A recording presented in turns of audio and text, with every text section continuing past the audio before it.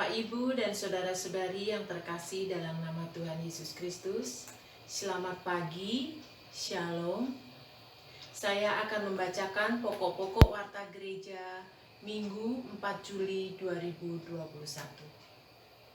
Ucapan selamat datang. Majelis GKJ Pamulang mengucapkan selamat bergabung dan beribadah kepada segenap warga gereja dan tamu yang mengikuti ibadah di kanal YouTube GKJ Pamulang. Kasih Kristus mempersatukan kita. Berita duka cita. Telah dipanggil Bapa di surga, Ibu Wahyu India, adik dari Bapak Winayu Siswanto, wilayah Serpong. Pada hari Minggu, 27 Juni 2021, pukul 7 WIB di RSUD Purwodadi dan telah dimakamkan pada hari Minggu 27 Juni 2021 di Pati. Telah dipanggil Bapa di surga, Bapak Suseno Baroto Aji, kakak dari Bapak Kusuma Bayu Aji, wilayah Bukit Indah, pada hari Sabtu 3 Juli 2021 pukul 6.45 WIB di Rumah Sakit Pondok Indah, Jakarta. Segenap majelis dan warga gereja mengucapkan turut berduka cita dan berdoa. Kiranya keluarga yang ditinggalkan mendapat kekuatan iman dan penghiburan yang sejati dari Tuhan Yesus Kristus. PA Wilayah Pamulang Permai 2. Pemahaman Alkitab wilayah Pamulang Permai 2 dan sekitarnya akan dilaksanakan pada hari Sabtu 10 Juli 2021 waktu pukul 19 WIB hingga selesai, dipimpin oleh Bapak Pendeta Yosua Budiman Paramita Harahap MTH melalui media Zoom meeting. Mohon kehadiran segenap warga gereja wilayah Pamulang Permai 2 dan sekitarnya. Warta gereja ini sebagai undangan. PA Wilayah Renijaya. Pemahaman Alkitab wilayah Renijaya dan sekitarnya akan dilaksanakan pada hari Kamis 15 Juli 2021 waktu pukul 19 WIB hingga selesai, dipimpin oleh Bapak Pendeta Yosua Budiman Paramita Harahap MTH melalui media Zoom meeting. Mohon kehadiran segenap warga gereja wilayah Renijaya dan sekitarnya. Warta gereja ini sebagai undangan. Warga gereja ulang tahun. Majelis dan segenap warga gereja GKJ Pamulang mengucapkan selamat ulang tahun kepada saudara-saudara yang berulang tahun. Tuhan Yesus yang Maha Kasih kiranya memberi panjang umur dan damai sejahtera senantiasa. Nama-nama warga gereja yang berulang tahun dapat dilihat pada warta gereja minggu ini. Untuk mengetahui berita-berita secara lengkap yang ada di GKJ Pamulang, kami persilahkan untuk membaca warta gereja yang telah tersedia. Pengkhotbah. Firman Tuhan pada kebaktian minggu ini akan dilayankan oleh Saudara Faisa Sudarlin SSN. Tuhan Yesus memberkati. Untuk memulai kebaktian minggu ini, kami mengundang jemaat menyanyi Kidung Jemaat 4, Hai Mari Sembah.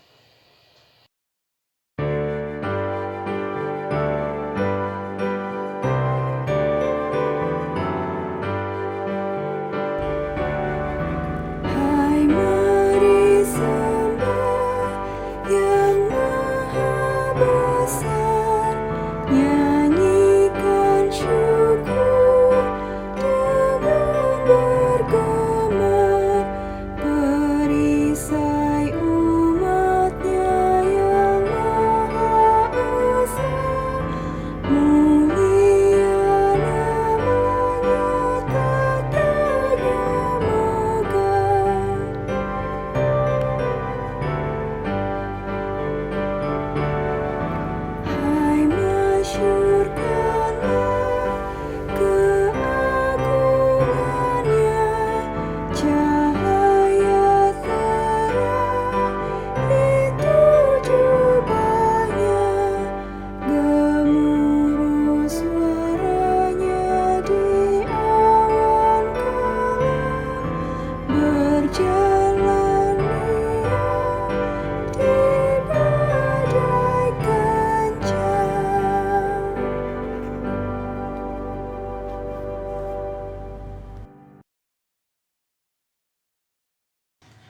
Pertolongan kita adalah di dalam nama Tuhan yang menjadikan langit dan bumi.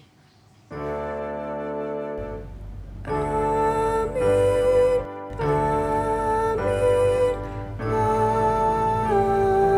amin. Kasih karunia dan damai sejahtera dari Allah Bapa di dalam Yesus Kristus dengan perantaraan Roh Kudus menyertai kita sekalian. 1 Yohanes pasal yang keempat ayat 7 sampai yang ke-12. 1 Yohanes pasal 4 ayat 7 sampai 12. Demikianlah firman Tuhan. Saudara-saudaraku yang kekasih, marilah kita saling mengasihi, sebab kasih itu berasal dari Allah, dan setiap orang yang mengasihi lahir dari Allah dan mengenal Allah. Barang siapa tidak mengasihi, ia tidak mengenal Allah, sebab Allah adalah kasih. Dalam hal inilah kasih Allah dinyatakan di tengah-tengah kita, yaitu bahwa Allah telah mengutus anaknya yang tunggal ke dalam dunia, supaya kita hidup olehnya. Inilah kasih itu, bukan kita yang telah mengasihi Allah, tetapi Allah yang telah mengasihi kita, dan yang telah mengutus anaknya sebagai pendamaian bagi dosa-dosa kita. Saudara-saudaraku yang kekasih, jikalau Allah sedemikian mengasihi kita, maka haruslah kita juga saling mengasihi. Tidak ada seorang pun yang pernah melihat Allah. Jika tidak saling mengasihi, Allah tetap di dalam kita, dan kasih-Nya sempurna di dalam kita.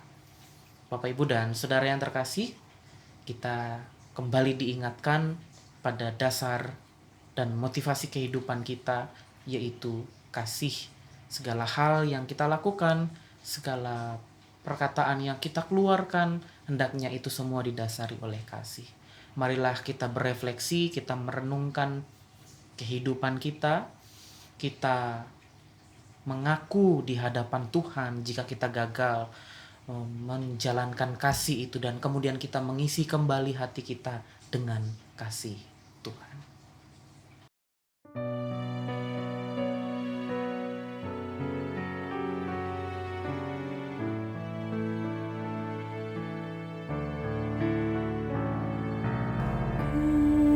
Kulihat salibmu, ya juru selamatku di Golgota. Terimalah doaku, hapuskan dosaku. Akulah milikmu selamanya.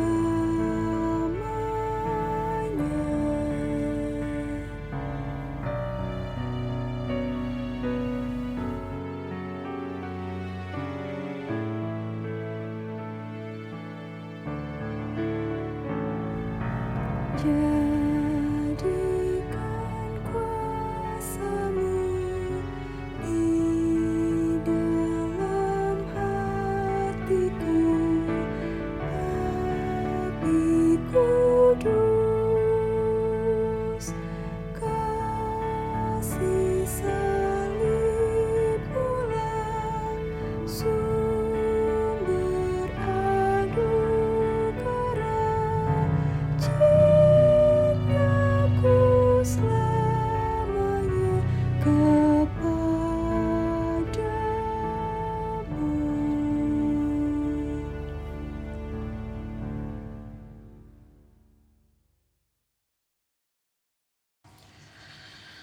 Berbahagialah setiap kita yang diampuni pelanggaran dan dosanya. Kini hiduplah seturut dengan kehendak Tuhan. Dan Ia, Tuhan kita Yesus Kristus dan Allah Bapa kita yang dalam kasih karunia-Nya telah mengasihi kita dan yang telah menganugerahkan penghiburan abadi dan pengharapan baik kepada kita, kiranya menghibur dan menguatkan hatimu dalam pekerjaan dan perkataan yang baik. 2 Tesalonika 2 ayat 16 sampai 17. Demikianlah berita anugerah dari Tuhan.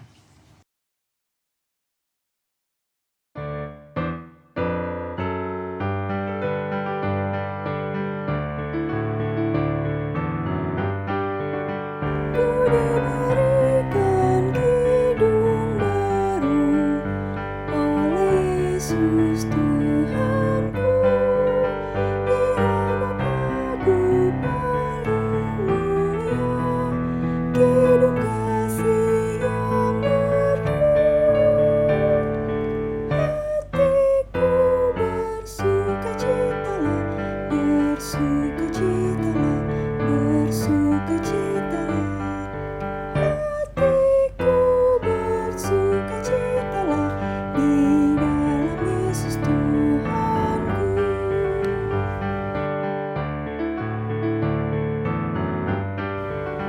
Ku mengasihi Tuhan Yesus yang tersalib bagiku.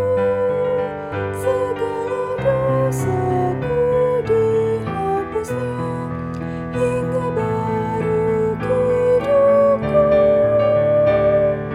Hatiku bersukacitalah, bersukacitalah, bersukacitalah. Hatiku bersukacitalah di dalam Yesus Tuhanku.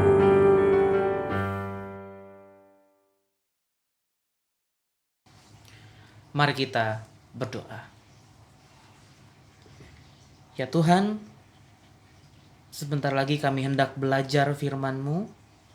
Tolonglah kami ya Roh Kudus supaya masuk dalam hati dan pikiran kami, mengarahkan fokus kami sehingga kami boleh mengerti firman-Mu dan boleh melakukannya di dalam kehidupan kami.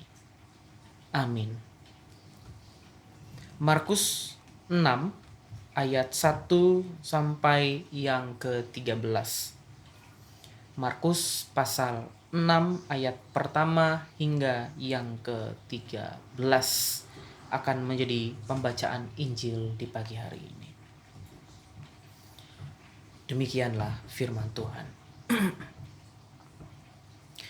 Kemudian Yesus berangkat dari situ dan tiba di tempat asalnya, sedang murid-muridnya mengikuti Dia. Pada hari Sabat ia mulai mengajar di rumah ibadat dan jemaat yang besar takjub ketika mendengar Dia dan mereka berkata, "Dari mana diperolehnya semua itu? Hikmat apa pulakah yang diberikan padanya? Dan mujizat-mujizat yang demikian bagaimanakah diadakan oleh tangannya? Bukankah ia ini tukang kayu, anak Maria, saudara Yakobus, Yoses, Yudas, dan Simon? Dan bukankah saudara-saudaranya yang perempuan ada bersama kita?"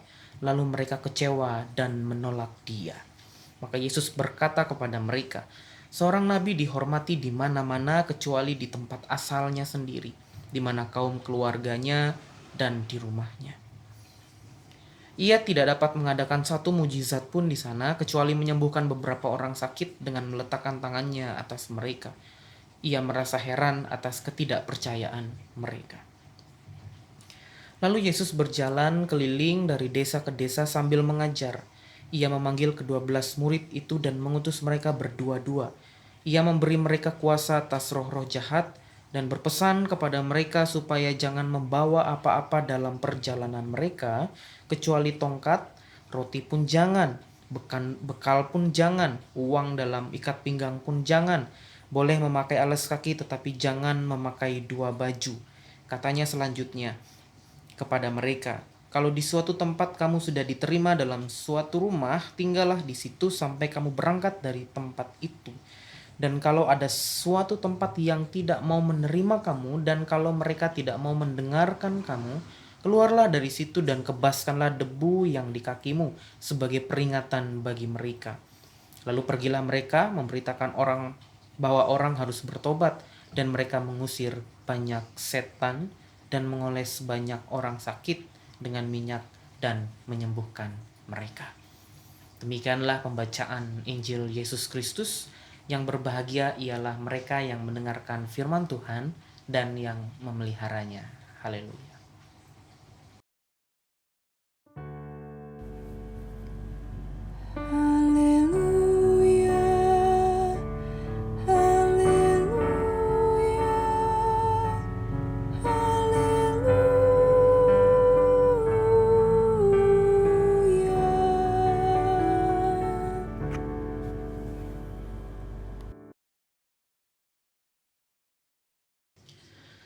Selamat pagi Bapak Ibu dan Saudara yang terkasih. Salah satu hal yang penting yang membuat kita terus bergerak dan melangkah dalam kehidupan ini adalah motivasi. Motivasi itu bisa kita gambarkan seperti daya penggerak atau bahan bakar yang kemudian memberikan energi dalam jiwa kita, mendorong kita untuk terus bergerak, kemudian berjalan di berbagai lintasan kehidupan kita. Semakin besar motivasi yang ada dalam diri kita, maka semakin besar juga gairah hidup kita. Dan sebaliknya, semakin lemah motivasi dalam diri kita, maka gairah hidup yang kita miliki semakin melemah. Oleh karena itu, Bapak, Ibu, dan Saudara yang terkasih, kita butuh motivasi, kita butuh energi, kita butuh daya penggerak yang besar untuk dapat menjalani kehidupan kita.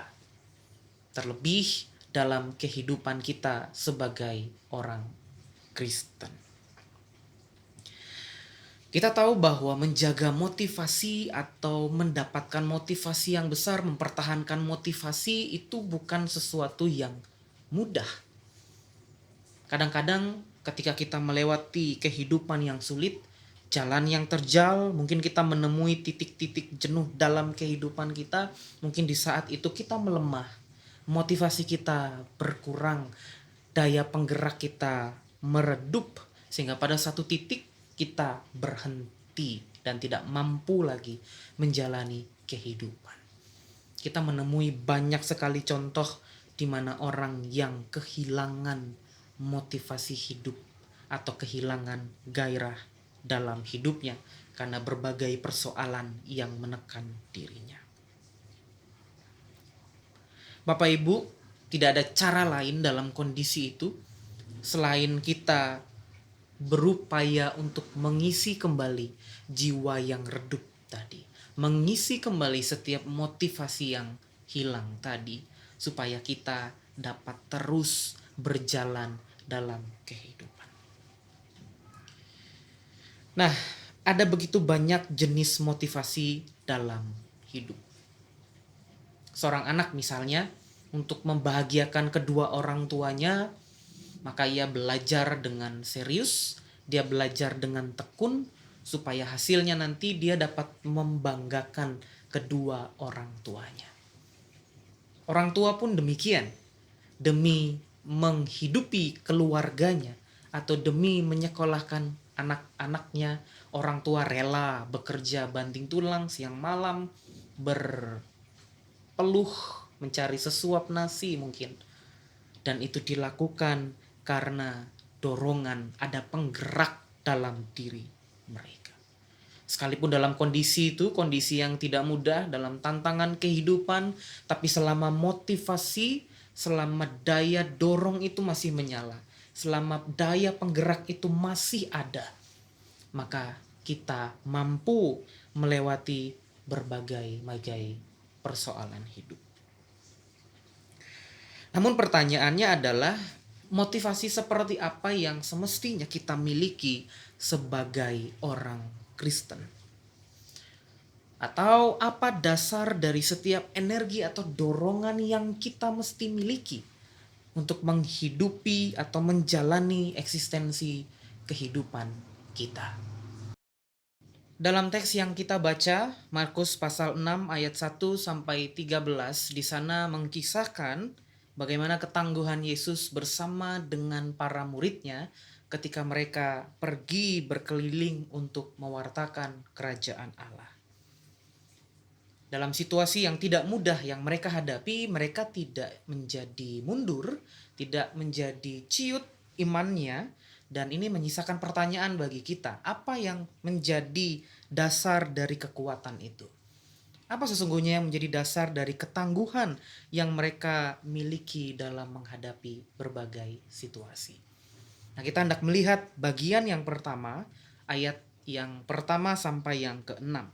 Bagian ini menceritakan bahwa pada saat itu Yesus ditolak oleh orang-orang sekampungnya. Yesus mengalami penolakan dari orang-orang Nazaret. Padahal jika kita mencermati kisah ini, melihat satu demi satu, maka kita melihat bahwa apa yang diberikan oleh Yesus, pelayanan yang diberikan oleh Yesus adalah pelayanan yang penuh dengan kuasa. Setiap kata, setiap firman yang keluar dari mulutnya adalah hikmat dan kebijaksanaan. Tidak ada sepatah kata pun yang salah yang keluar dari mulut Yesus. Atau tidak ada satupun perbuatan yang salah atau tindakan yang keliru yang dilakukan oleh Yesus. Yesus benar-benar memberikan pelayanannya yang total kepada orang-orang Nazaret, mewartakan kerajaan Allah. Ini menjadikan kita bertanya, sebetulnya mengapa orang-orang Nazaret justru menolak Yesus? Nah, kalau kita perhatikan, alasan dari penolakan ini adalah, menurut saya, adalah sesuatu yang nggak penting sebetulnya. Orang-orang Nazaret hanya meragukan latar belakang Yesus dan keluarganya. Mereka hanya mempermasalahkan latar belakang Yesus. Dia adalah seorang tukang kayu. Mereka protes, saudaranya ada bersama-sama dengan kita. Orang ini kan bukannya waktu masih kecil tinggal bersama dengan kita. Bapaknya Yusuf, ibunya Maria. Dia seorang tukang kayu. Akhirnya orang-orang Nazaret sekalipun terpukau dengan pengajaran itu, tapi ketika mereka melihat unsur-unsur lain yang melekat dalam diri Yesus sebagai identitasnya, identitas kemanusiaannya, maka mereka menjadi kecewa dan menolak Yesus. Mereka kemudian memberi batas pada kuasa Yesus. Ini barangkali menjadi kritik bagi kita bahwa ya seringkali kita melihat orang lain dari pandangan yang penuh dengan penghakiman kepada orang lain, memberi batas-batas pada orang lain. Kadang-kadang kita melihat orang lain bukan dengan orang itu apa adanya, tapi bercampur dengan persepsi pribadi kita, dengan penghakiman, dengan kata-kata orang lain, sehingga kita melihat orang itu dengan keruh. Inilah yang terjadi pada orang-orang Nazaret. Mereka tidak melihat pewartaan firman itu, mereka tidak melihat pelayanan Yesus, apa yang diberikannya. Mereka hanya menekankan hal-hal yang kurang penting. Akan tetapi dalam keadaan itu, sekalipun Yesus merasa heran, dan saya yakin bahwa Yesus merasakan perasaan yang tidak nyaman karena penolakan itu. Mungkin dia merasa heran, mungkin dia merasa jengkel karena penolakan itu. Akan tetapi Yesus tidak berhenti di sana. Yesus tidak kemudian mundur lalu udahlah gak usah melayani, misalnya seperti itu. Dari penolakan itu, dari peristiwa yang tidak mudah itu, ia kemudian melangkah justru pergi ke desa-desa yang lain, melanjutkan tugasnya, melanjutkan pelayanannya untuk mewartakan kabar baik. Allah atau Yesus tidak menjadi ciut, tidak kehilangan daya dorong, kekuatannya tidak memudar. Dan ini membuat kita lagi-lagi bertanya, apa yang menjadi sumber dari kekuatan itu? Apa yang menjadi dasar energi yang dimiliki oleh Yesus dalam perjalanan itu?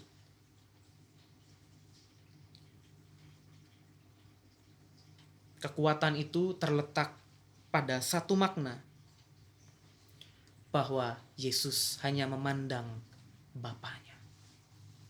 Apa yang ia kerjakan, apa yang ia lakukan, semuanya diberikan kepada Allah.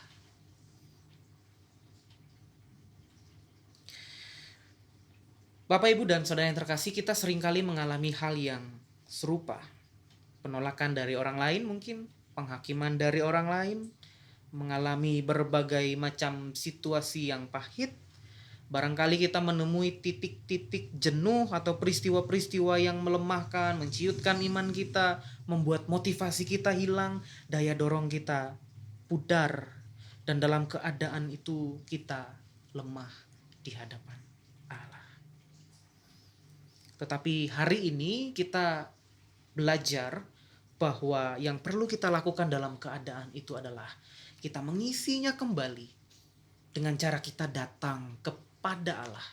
Kita kemudian mengingat kembali apa yang kita lakukan, apa yang kita perbuat, apa yang kita katakan, karya yang kita ukir bukan buat diri kita, tetapi dipersembahkan untuk Allah. Ketika kita benar-benar mendasari apa yang kita lakukan untuk Allah, bukan untuk kita, maka energi kita tidak akan cepat redup.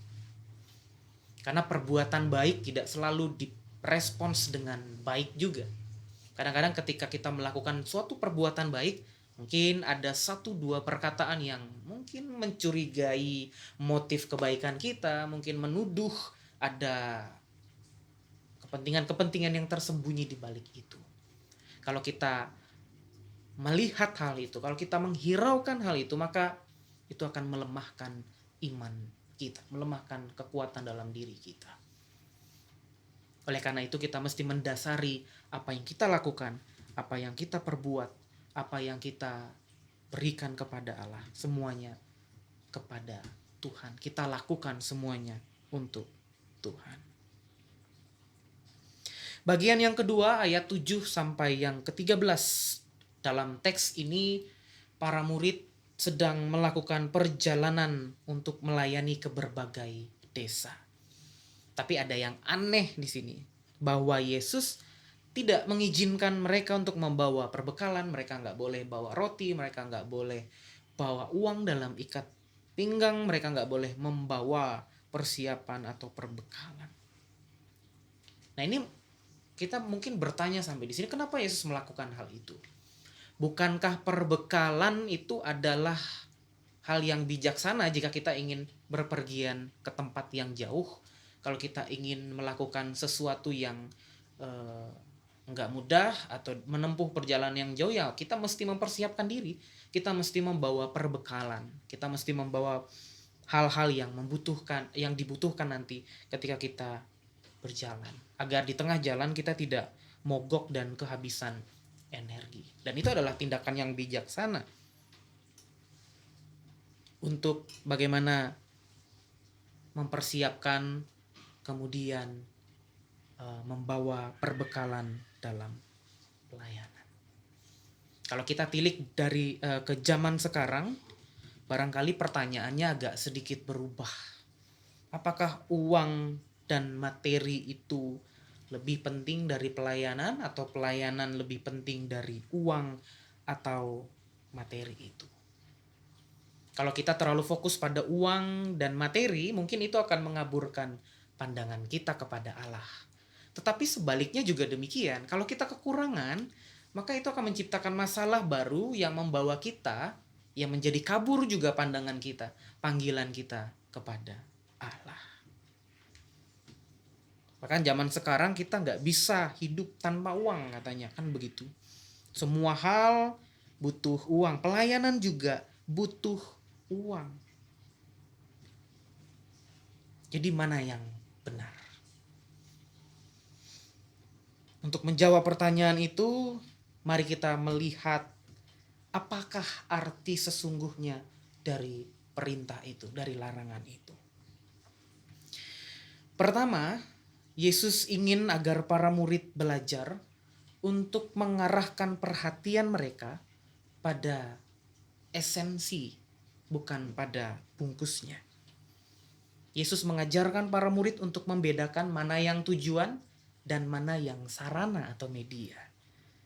Yesus mengajarkan para murid untuk menekankan hal yang lebih penting, menekankan esensi daripada kulitnya.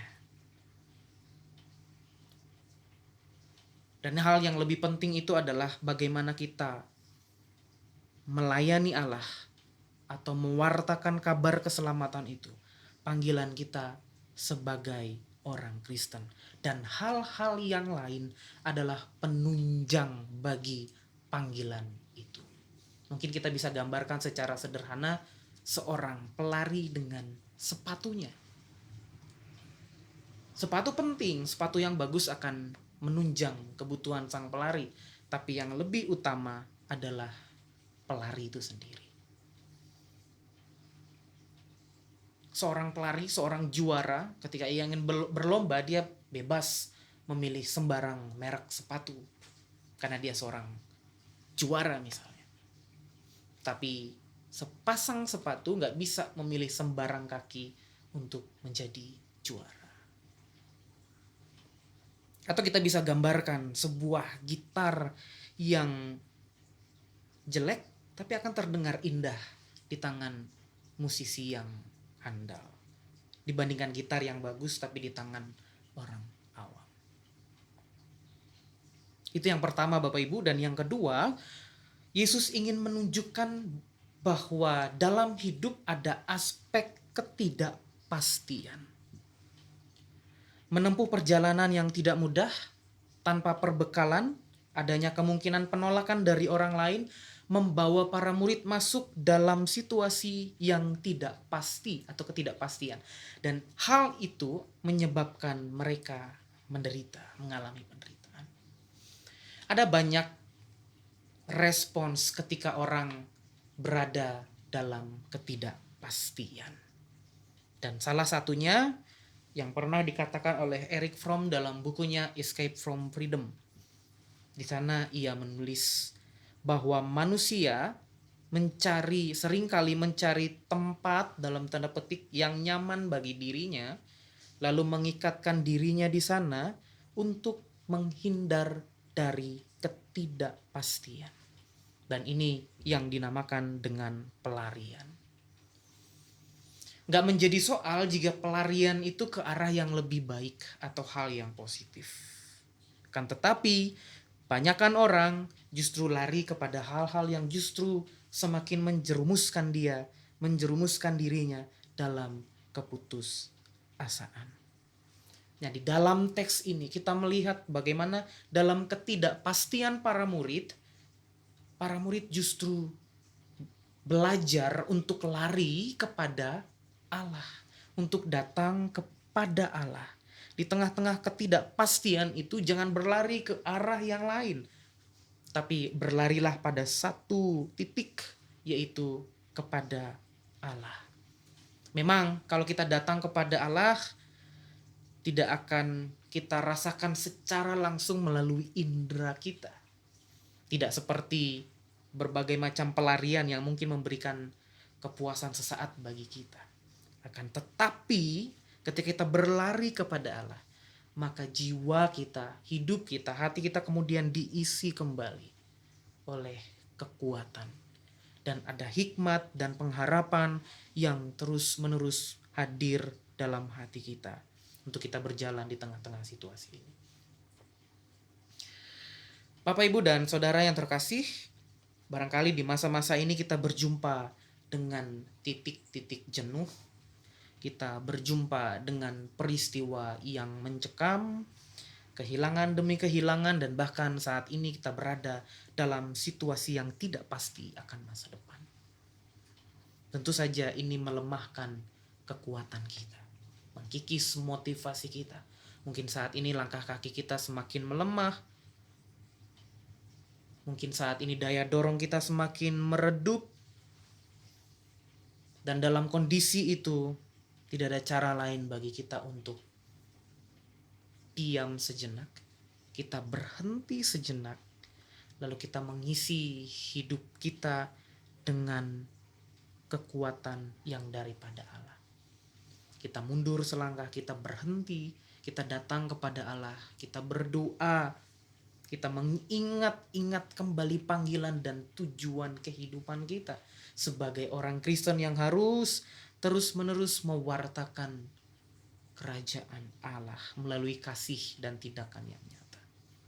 Biarlah di tengah-tengah situasi yang tidak mudah ini, kita terus mengisi energi di hati kita dengan datang kepada Allah. Sambil terus berjalan, sambil terus melangkah, sambil terus kita bekerja, berkarya, menjalankan tugas kita sebagai pengikut Kristus. Kiranya refleksi kita di pagi hari ini memberikan kekuatan bagi kita semua. Amin.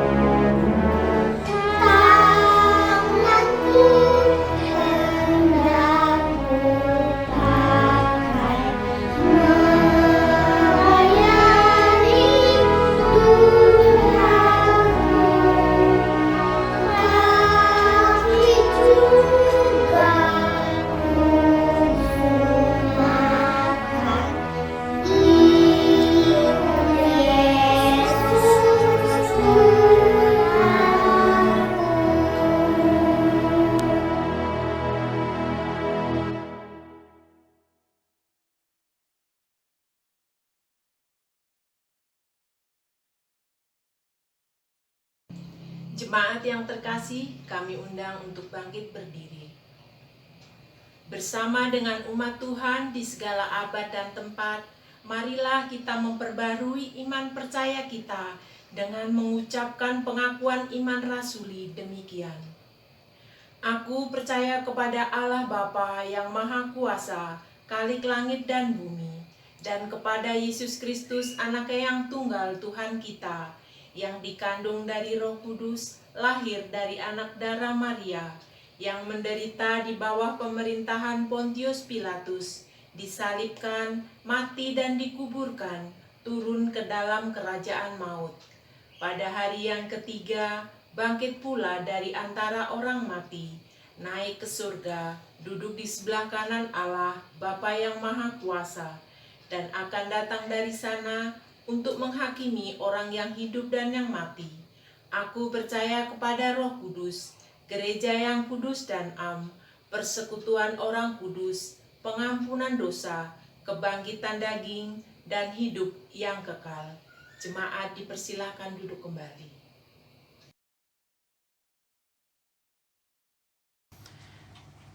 Bapak, Ibu, dan saudaraku yang terkasih, mari kita bersatu di dalam doa. Ya Tuhan, di pagi hari ini kami menyatukan hati dan pikiran kami hendak menaikkan doa dan permohonan kami kepadamu ya Tuhan. Kami berdoa untuk Bapak dan Ibu kami, orang tua kami. Kami berdoa untuk Ibu Suwani Sabari, Bapak Patmo Suparjo, Bapak Wagimin Hadiwiono, Ibu Marsias Suparni, Bapak Mandor Saup, Ibu Salmi, Ibu Sriastuti, Ibu Kusnadi, Ibu Luki Kaluhuran, Bapak Bistok Sitorus, Ibu Wahyudi Sumitro, Bapak Edi Pikauli. Kami berdoa ya Tuhan untuk orang tua kami, untuk para adiuswo yang lainnya.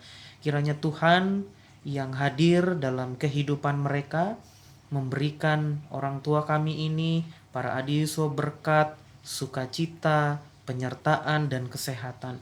Kiranya hari-hari yang boleh mereka lalui dengan penuh sukacita, dengan penuh pengharapan bersama-sama dengan Tuhan. Kami juga berdoa ya Tuhan untuk sahabat-sahabat kami yang saat ini sedang mengalami sakit. Kami berdoa untuk Ibu Jenda Yana Tarigan, Saudari Anita, Bapak Endro Yuwono, Bapak Hananto Suryo, Ibu Rusdi Wiono, Ibu Sumiati Subarto, Bapak Sarasto Eklas, Ibu Legi Atmorjo, Bapak Sumarsono, Ibu Rosna Andini, Bapak Suyadi ES, Bapak Siswanto, Ibu Ignatia Suyahmi, Bapak Hendro Sugiarto, Saudara Daniel Markus, Bapak Sungkono Sodiwiryo, Ibu Teresia Nurul, dan Saudari Felicia Riso. Berdoa untuk Ibu Diah ANP dan Saudara Stephen Heri. Kami berdoa untuk Ibu Pendeta Daniel Adelia Yuwana Marta. Kami berdoa untuk keluarga Bapak Parian, Saudari Adela, Ibu King Sani, dan Ibu Helena. Kami berdoa untuk Ibu Imas Huta Barat, keluarga Yovial, Bapak Yovial Sitorus, Ibu Wala Sari, Bianca Sitorus. Kami berdoa untuk Ibu Mundi Jijah. Kami berdoa untuk Bapak Cornelius Adamunaji dan Ibu Niken Munaji. Kami berdoa untuk Bapak Atut Dewanto, Ibu Anik Sri Karuniati, Bapak Suryadi Sudarmo, Bapak Triyogo Jati, dan Ibu Trami Triyogo. Kami berdoa untuk Ibu Marliana Surbakti, Ibu Sulastri, Bapak Haryanto Setiobuti, Bapak Sunarto, dan Bapak Enda Suranto. Kami berdoa untuk Bapak dan Ibu Agus Haryanto, Ibu Murni Sudrajat, Bapak Langgeng Nugroho, Ibu Ratna Pujo, Ibu Rini Gatot, Ibu Sri Purdiati Mujiono. Kami berdoa untuk Bapak Aryadi Kristanto, Ibu Eli Kumendong, Bapak Penatua Eri Setiawan. Kami berdoa untuk keluarga Bapak dan Ibu Sunu Harmanto dan Saudari Ayu Sunu. Kami berdoa untuk Ibu Tan Suhaimi, Bapak Suko Sudarso, Bapak Mardianto, Ibu Retno Goliah, Bapak Kusuma Bayu Aji, Ibu Yowana Rino, Bapak Arnaldo Pardamuan. Kami berdoa untuk Ibu Veronica Indah, keluarga Bapak Daniel Sumar Diana. Kami berdoa untuk Bapak Edi Pardamuan. Kami juga berdoa untuk Ibu Heri Suwono, Bapak Elbino Lepar dan Ibu Vera Lepar. Kami berdoa untuk Ibu Laura Heru. Kami berdoa untuk Ibu Suminah Subroto, Saudara Seto, dan nama-nama lain yang ada dalam hati dan pikiran kami yang kami ingat. Ya Tuhan, kami bawa sahabat-sahabat kami ini, kawan-kawan kami ini, dan saudara kami ini ke dalam tangan-Mu ya Tuhan. Kiranya tangan-Mu saja yang menjamah tubuh mereka, yang menguatkan mereka di tengah-tengah kelemahan. Kiranya Engkau melalui berbagai macam hal, berbagai macam sarana menjadi kesembuhan, memberi kesembuhan kepada mereka ya Tuhan.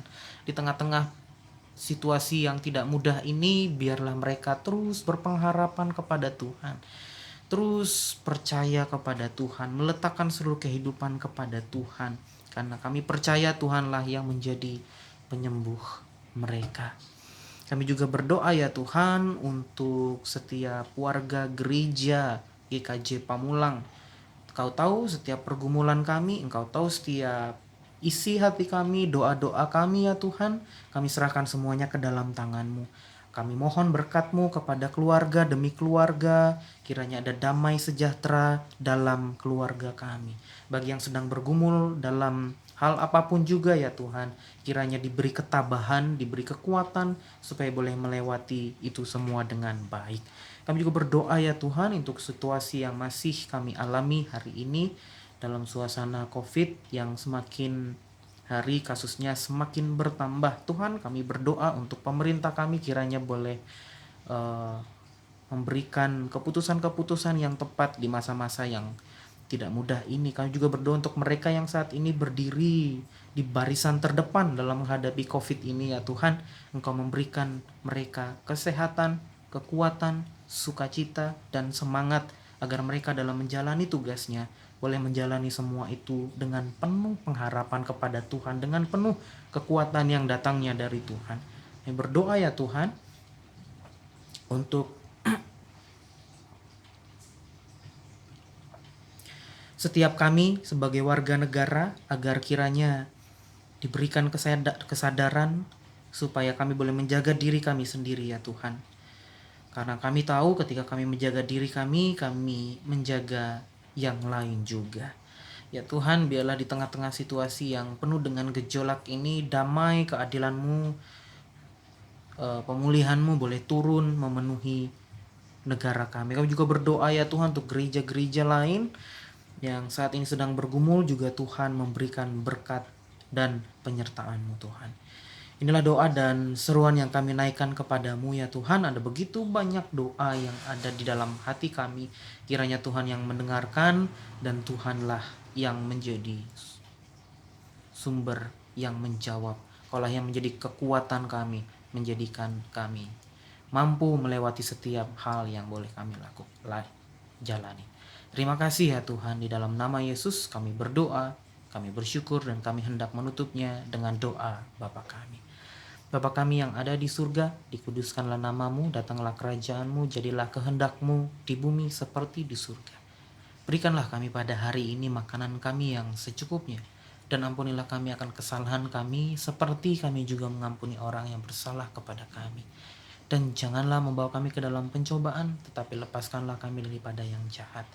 Karena Engkaulah yang punya kerajaan dan kuasa dan kemuliaan sampai selama-lamanya. Amin. Bapak, Ibu, dan Saudara yang terkasih, pada saat ini kita diberi kesempatan untuk menyampaikan ungkapan syukur melalui persembahan. Adapun dasar persembahan diambil dari Mazmur 96 ayat 8. Berilah kepada Tuhan kemuliaan namanya, bawalah persembahan dan masuklah ke pelatarannya. Sujudlah menyembah kepada Tuhan dengan berhiaskan kekudusan. Gemetarlah di hadapannya, hai segenap bumi. Persembahan diiringi dari Kidung Jemaat 450, Hidup Kita yang Benar.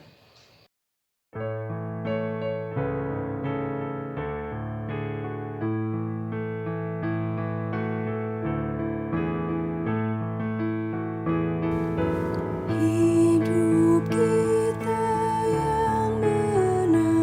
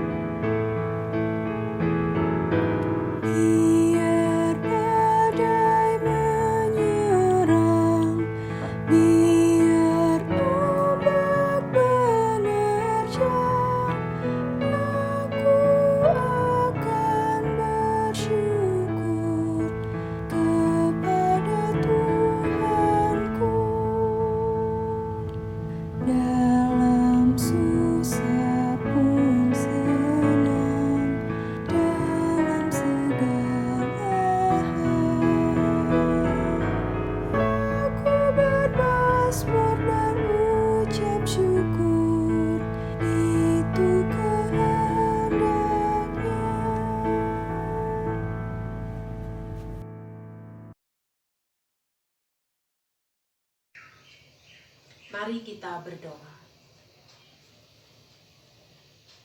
Bapa kami yang kami sapa di dalam nama Tuhan Yesus Kristus, Tuhan Sang Sumber Berkat, kami mengucap syukur atas kesempatan yang Tuhan berikan pada saat ini untuk menyampaikan ungkapan syukur melalui persembahan.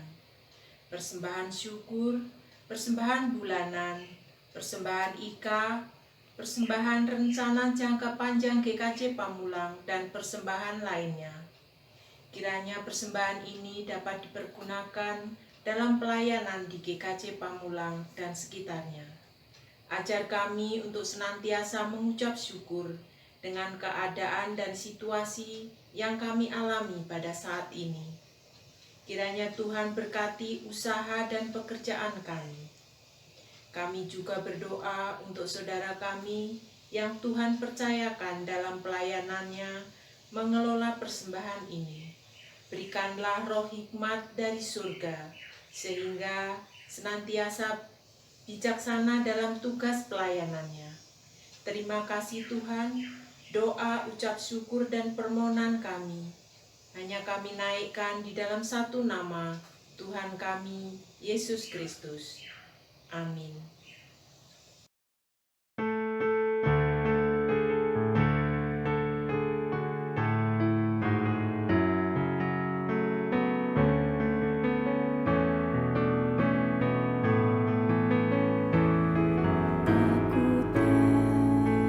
Takutkan hari esok, namun langkahku tegak. Bukan surya ku harapkan, karena surya kan lenyap. Oh tiada ku gelisah akan masa menjelang. Ku berjalan serta Yesus, maka hatiku tenang. Banyak hal aku pahami dalam masa menjelang, tapi terang bagiku ini tangan Tuhan yang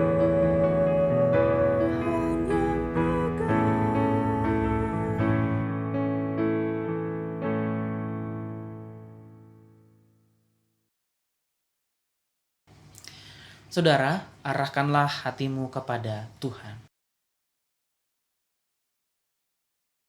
Jadilah saksi Kristus. Terpujilah Allah. Mari kita menerima berkat-Nya. Semoga Allah sumber pengharapan memenuhi kita dengan segala sukacita dan damai sejahtera dalam iman kita, supaya oleh kekuatan Roh Kudus kita berlimpah-limpah dalam pengharapan. Amin.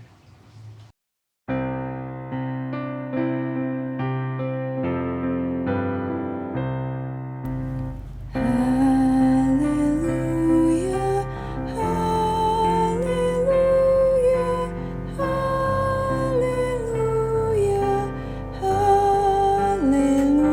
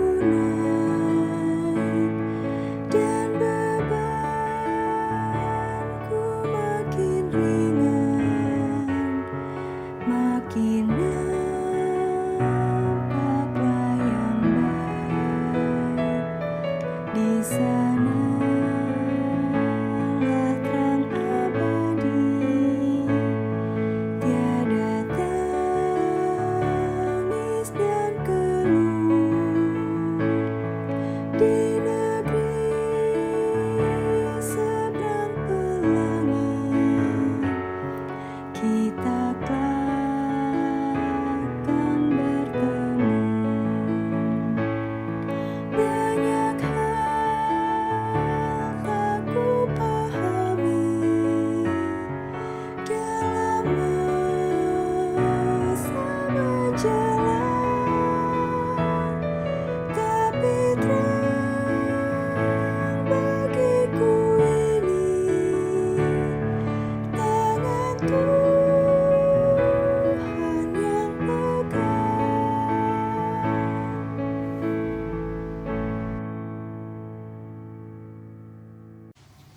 Selamat hari Minggu, Bapak, Ibu, dan saudaraku semuanya. Kiranya hari ini hari yang penuh dengan kekuatan bagi kita untuk terus melangkah dalam kehidupan ini. Tuhan beserta dengan kita.